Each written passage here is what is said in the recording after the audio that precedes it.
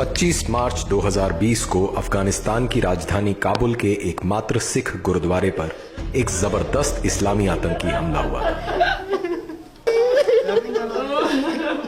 जिसमें 25 सिख मारे गए थे। वैसे अफगानिस्तान में गैर मुस्लिमों की हत्याएं और उनके पूजा स्थलों पर हमले कोई नई बात नहीं है, लेकिन 25 मार्च को हुए इस हमले के बाद से दुनिया भर की और विशेषतः भारत की सुरक्षा एजेंसियों की नींद उड़ी हुई है। कारण है कि इस हमले की जिम्मेदारी इस्लामिक स्टेट ऑफ खुरासान नाम के इस्लामी आतंकी संगठन ने ली है। इस्लामिक स्टेट ऑफ खुरासान क्या है और ये भारतीय क्षेत्र के गैर मुस्लिमों के लिए क्यों एक गंभीर खतरा है, इसे समझने के लिए पहले इस्लामिक स्टेट को समझते हैं। We'll begin to slaughter your people on your streets.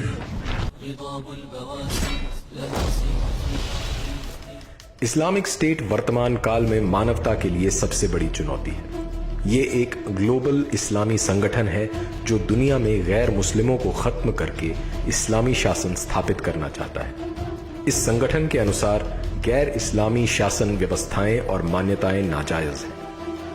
ये पूरी दुनिया में शरिया अर्थात इस्लामी कानून लागू करना चाहता है।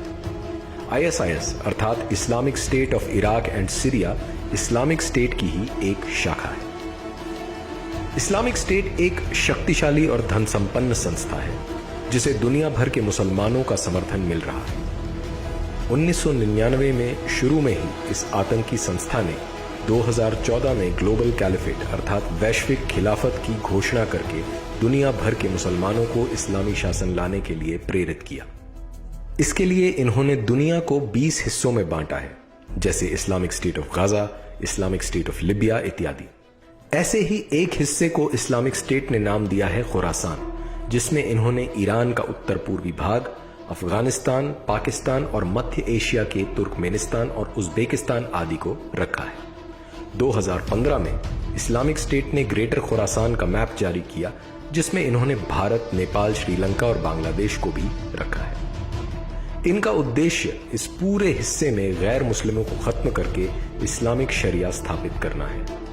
इस्लामिक स्टेट ऑफ खुरासान दुनिया भर की सुरक्षा एजेंसीज के रेडार पर तब आया जब पता चला कि इस्लामिक स्टेट सीरिया और इराक में अपनी जमीन खिसकने के बाद खुरासान को अपना केंद्र बना रहा है। इस्लामिक स्टेट की इस रणनीति के पीछे कई कारण हैं, जिसमें सबसे बड़ा कारण है इस हिस्से की बड़ी मुस्लिम जनसंख्या। पाकिस्तान 96.5%, बांग्लादेश 90.4%, अफगानिस्तान 99.7%, मालदीव्स 100%, इंडोनेशिया 87.2% और ईरान 99.4%। वर्तमान में भारत इंडोनेशिया के बाद सबसे ज्यादा मुस्लिम जनसंख्या वाला देश है और 2050 तक दुनिया में सबसे ज्यादा मुसलमान भारत में ही होंगे। वैसे तो मुसलमानों द्वारा इस्लाम के आरंभ से ही गैर मुस्लिमों को खत्म कर भारत में इस्लामिक सत्ता स्थापित करने के लगातार प्रयास किए जाते रहे हैं, लेकिन भारत में गैर मुस्लिमों के लिए इस्लामिक स्टेट खुरासान का यह खतरा और भी अधिक बड़ा है। सीरिया में भारत के राजदूत रह चुके राजेंद्र अभयंकर के अनुसार इस्लामिक स्टेट के एजेंडा में भारत भी शामिल है। हिंदू बाहुल्य भारत पर कब्जा कर इस्लामिक स्टेट खुरासान पूरी दुनिया के इस्लामिक देशों में अपना प्रभाव बढ़ाना चाहता है। आए दिन पूरे भारत से इस्लामिक स्टेट खुरासान से संबंध रखने वाले आतंकवादियों का पकड़ा जाना इस बात का प्रमाण है कि भारत में इस्लामिक स्टेट खुरासान को मुसलमानों का पूरा समर्थन मिल रहा है। 2019-20 में दिल्ली में CAA और NRC के विरोध में हुए प्रदर्शन और दंगों का इस्लामिक स्टेट से गहरा संबंध था। इसका पता तब चला जब दिल्ली पुलिस ने दिल्ली के जामिया नगर से इस्लामिक स्टेट खुरासान के आतंकवादियों जहानज़ेब सामी और हीना बशीर बेग को गिरफ्तार किया। बैंगलोर में NIA द्वारा गिरफ्तार आतंकवादियों कादिर और नासिर ने बताया कि भारत में इस्लामिक शासन लाने के लिए वे बैंगलोर में कुरान सर्कल नाम का एक समूह चला रहे थे। इस्लामिक स्टेट के अल हिंद मॉड्यूल ने कर्नाटका, तमिलनाडु, आंध्र प्रदेश और केरला के जंगलों में ISIS दाइश प्रांत की स्थापना कर दी थी। इसका पता तब चला जब NIA ने 17 आतंकवादियों के खिलाफ 14 जुलाई को चार्जशीट दायर की। तमिलनाडु की एक मस्जिद में ईद पर बड़ी तादाद में मुसलमानों ने इस्लामिक स्टेट के समर्थन में टी शर्ट पहनकर फोटो शूट कराया व नारे लगाए। ISK के ऐसे ही जाने कितने मॉड्यूल भारत में सक्रिय हैं, जो भारत में इस्लामिक शासन लाने के लिए लगातार काम कर रहे हैं। इनमें बड़े बड़े मुसलमान व्यापारी, gym trainer, students, engineers, doctor आदि सभी शामिल हैं। जिहादी विचारधारा वाले मुसलमान या तो सीधे सीधे इस्लामिक स्टेट में भर्ती हो रहे हैं या गुप्त रूप से इस्लामिक स्टेट के अपने एजेंडा को आगे बढ़ा रहे हैं। विशेषज्ञों का मानना है कि भारत में मुसलमान इस्लामिक स्टेट के लिए फ्रीलांस के तौर पर काम कर रहे हैं। अल्लाह की कसम, इस्लाम एक दिन के लिए भी अमन का मजहब नहीं था, बिलाशुबा इस्लाम किताल का मजहब है। इस्लामिक स्टेट खुरासान भारत में मुसलमानों को ऑनलाइन भर्ती करने के साथ साथ मुसलमानों को ऑनलाइन ट्रेनिंग और स्टडी मटेरियल भी उपलब्ध करवा रहा है।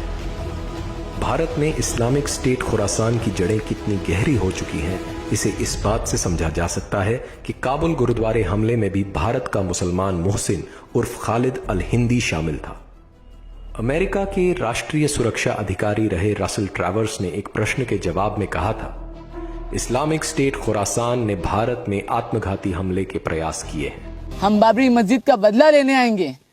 हम गुजरात के, कश्मीर के और मुजफ्फरनगर के मजलूमों का बदला लेने आएंगे। हम आएंगे, जरूर आएंगे, लेकिन तलवार लेकर आएंगे, तुम सबको ज़बाह करने आएंगे। एक तरफ जहां इस्लामिक स्टेट सीधे सीधे हिंदुओं को खत्म करने की धमकी दे रहा है, वहीं भारत सरकार इसे एक गंभीर खतरा मानने से भी इनकार कर रही है। कुछ समय पहले इस्लामिक स्टेट की समाचार एजेंसी अमाक ने भारत में इस्लामिक स्टेट की एक नई शाखा विलायहा ऑफ हिंद स्थापित करने का दावा किया था। साथ ही साथ IS खुरासान लगातार हिंदू मंदिरों और हिंदू विचारधारा वाले नेताओं को भी टारगेट कर रहा है। इस्लामिक स्टेट खुरासान भारत की क्षेत्रीय एवं सांस्कृतिक एकता के लिए गंभीर खतरा है। हालांकि भारत सरकार ने इस्लामिक स्टेट की गतिविधियों से निपटने के लिए ऑपरेशन चक्रव्यूह चलाया था, लेकिन ये अधिक सफल नहीं हो सका। भारत में इस्लामिक स्टेट खुरासान के लगातार बढ़ते प्रभाव ने अन्य संस्कृतियों के लिए गंभीर खतरा उत्पन्न कर दिया है।